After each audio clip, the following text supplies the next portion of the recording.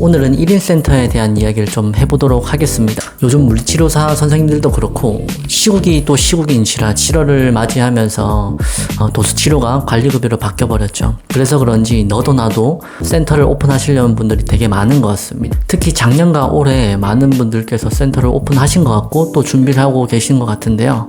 그래서 그런지 작년에도 그렇고 올해도 저에게 센터에 대한 자문 요청을 많이 하시는 것 같습니다. 아무래도 제가 병원 컨설팅을 하고 있고 센터 오픈도 해본 경험이 있다 보니까 자문 요청들을 많이 하시는데, 그렇게 자문을 구하시는 선생님들에게 제가 반드시 먼저 물어보는 질문이 한 가지 있습니다.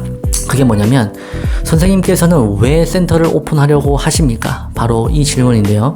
그런데 제가 이때 정말 뜯어 말리고 싶은 선생님들이 계십니다. 어떤 분들이냐면, 준비가 되어서 센터를 오픈하시는 분들이 아니라 지금의 상황이 싫거나 지금의 상황이 힘들어서 그래서 센터를 오픈하시는 분들이 생각보다 많습니다. 예를 들면 병원이라는 조직 문화가 싫거나 관리자로서 역량을 발휘하는 것 자체가 부담스럽기 때문에, 그렇기 때문에 차라리 혼자 하는 게 더 편하지 않을까라는 생각들 때문에 센터를 오픈하시려는 분들도 계시고요. 그리고 한 가지는 병원이랑 나눠 먹기가 싫어서 차라리 내가 오픈해서 치료를 적게 하더라도 몇 명만 보면 되지 않을까라는 생각으로 센터를 오픈하시려는 분들도 생각보다 많더라고요. 그런데 선생님들께서 생각하시는 것보다 1인 센터든 2인 센터든 센터의 규모가 크든 작든 어쨌든 사업은 사업입니다. 제 이야기를 조금 해드리자면, 저는 아무것도 모르는 상태에서 치료에 대한 열정만으로 2년차 때 센터를 오픈했었습니다. 결론적으로 말씀을 드리자면 이것 또한 사업이었기 때문에 정말 쉽지가 않았습니다. 치료는 당연히 잘해야 되고 혼자 해야 되기 때문에 하나부터 10끝까지 전부 다 제가 다 움직여야 됩니다. 그리고 제가 다 공부해야 되죠. 그리고 스케줄 관리 또한 병원의 근무 시간보다 길어질 수밖에 없는 구조가 됩니다. 병원과 차별화를 둬야 되고, 어쩌면 병원에서 치료가 안 되시는 분들이 센터로 많이 방문을 하시겠죠. 그렇기 때문에 치료에 대한 난이도도 생각보다 높습니다. 그것뿐만 아니라 병원에서는 원장님께서 알아서 처방을 내서 우리는 치료를 하는 시스템이지만, 오픈을 하게 된다면 센터에서는 그 고객들을 내가 창출을 해야 되는 그런 상황이 생깁니다. 즉 고객분들이 그냥 센터를 제 발로 찾아오지 않습니다. 이 말이 어떤 거냐면, 병원에서는 내가 노력하지 않아도 알아서 환자분들이 병원으로 걸어 들어왔다면 센터는 전혀 그렇지 않다라는 얘기죠. 그러면 어떤 게 필요할까요? 결국 나를 알려야 되는 브랜딩과 마케팅이 필요합니다. 그래야 환자분들이 내 센터를 알아보기 때문이죠. 결국 지금 닥친 이 상황을 모면하고자 센터를 오픈하게 된다면 이러한 브랜딩이나 마케팅, 사업에 대한 필요한 준비들을 하지 못한 채로 급하게 오픈하시는 경우가 종종 있습니다. 물론 모든 것을 일반화할 수도 없고 그럴 마음도 없지만 그런 분들이 많다라는 것은 사실인 것 같습니다. 어쨌든 그런 상태에서 오픈을 하게 되면 그때는 무언가 달라질 거라고 생각을 하시나요? 그렇지가 않습니다.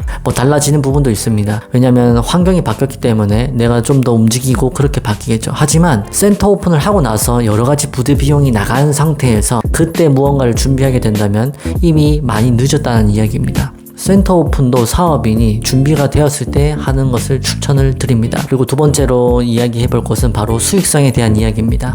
우선 센터 오픈을 하기 전에 반드시 계산해 보셔야 될 게 뭐냐면, 1인 센터라고 가정을 했을 때 매출의 최고점과 최저점을 계산을 해 보셔야 됩니다. 물론 센터의 입지랑 성격마다 기준값이 다르고 객단가가 다르지만, 특히 1인 센터를 오픈하시면 병원에서 하던 매출과 비교하면 오히려 수익성이 떨어질 수도 있습니다. 왜냐하면 결국 사업이기 때문에 병원에서의 시간보다 훨씬 많은 시간을 갈아 넣어야 되죠. 시급으로 환산을 해보면 가성비가 떨어지기도 하고, 병원에서는 주어진 업무만 하면 되지만 센터에서는 내가 모든 것을 다 해결해야 됩니다. 청소랑 마케팅, 그 다음에 세금의 문제까지 모든 걸 내가 다 혼자 해내야만 합니다. 그러다 보면 퇴근 시간이 너무너무 길어지는 경우가 많고요.